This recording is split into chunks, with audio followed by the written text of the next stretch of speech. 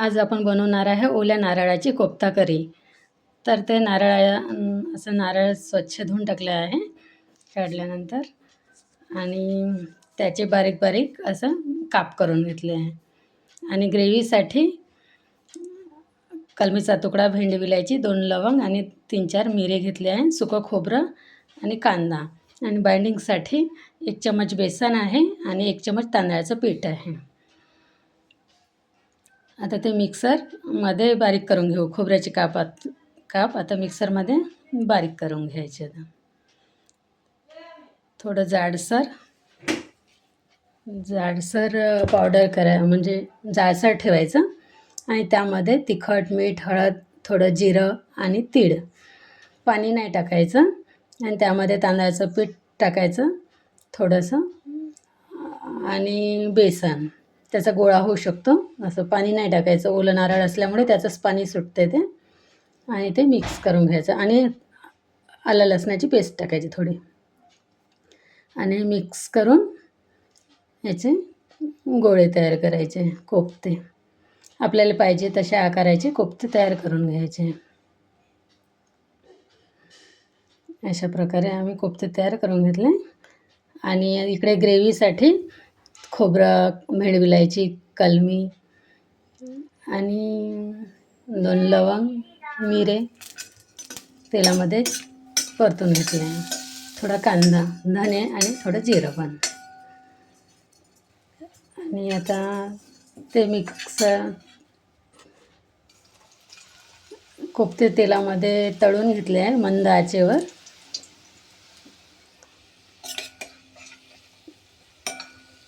मंद आचेवर तळायचे, नाही तर ते जळतात ना, आतून कच्चे राहते.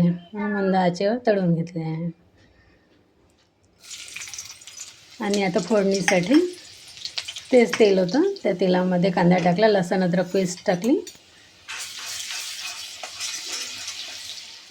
आणि मिक्सरमध्ये ते खोबऱ्याचं वगैरे वाटण होतं ते टाकलं आणि छान परतून घेतलं.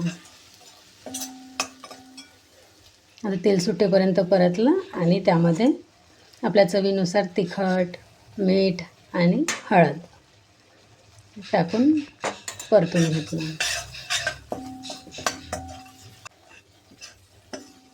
छान शिजल्यानंतर आपल्याला आवश्यक तेवढं पाणी टाकायचं.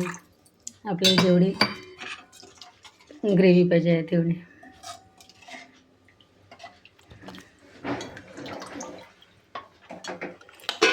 आता त्या ग्रेव्हीला छान उकळी येऊ द्यायचं आणि उकळी आल्यानंतर चांगलं शिजल्यानंतर त्यामध्ये कोफ्ता टाकायचं.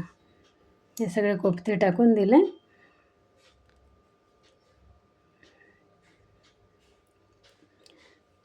कोथिंबीर टाकायचं आणि गॅस बंद करून द्यायचा. लगेचच कोफ्ते टाकल्यानंतर लगेचच गॅस बंद करायचा आणि 10 मिनटासाठी असंच झाकून ठेवायचं.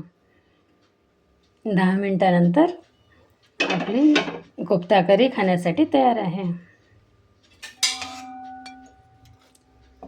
पहा किती छान कोफ्ता करी दिसत आहे. ग्रेव्ही पण मस्त आणि कोफ्ते पण छान.